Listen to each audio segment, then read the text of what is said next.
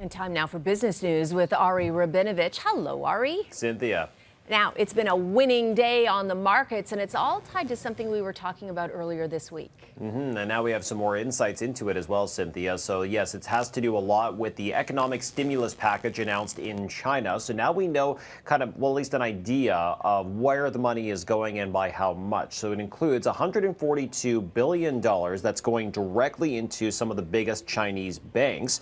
And there's also going to be some cash payouts to some lower income families, although the amount that they will be getting was not specified. That's in addition to boosts for unemployment benefits. And China's government is going to put more pressure on companies to create some better quality jobs, is what they're calling it.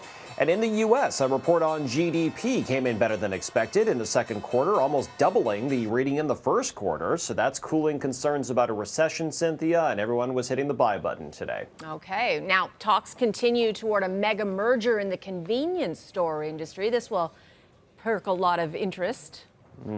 So we've been talking about this for a few months now, that the potential purchase of 7-Eleven, or at least its parent company based in Japan, could take place from Circle K's parent company, Alimentation Couche-Tard, based in Quebec. Now, the 7-Eleven's parent actually rejected its initial offer, which was expected to be valued at about $38 billion US.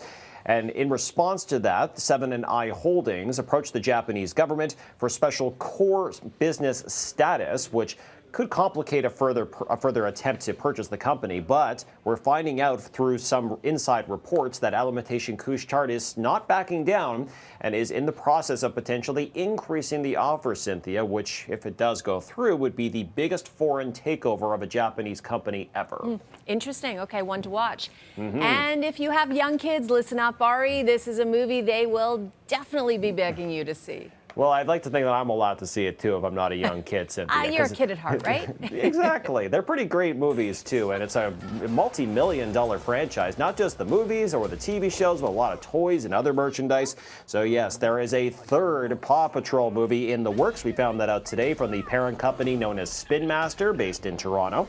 The stock in Spin Master climbed 5% on this news because, Cynthia, last year's Paw Patrol movie, The Mighty Movie, brought in over $200 million worldwide at the box office. There's no name for this new movie yet, but it will feature Academy Award winner Jennifer Hudson.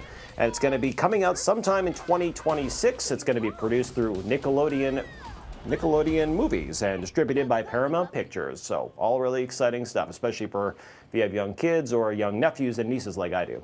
Definitely. I know somebody I can take to that movie. Okay. All right. Thanks very much. Always great to see you, Ari. You as well.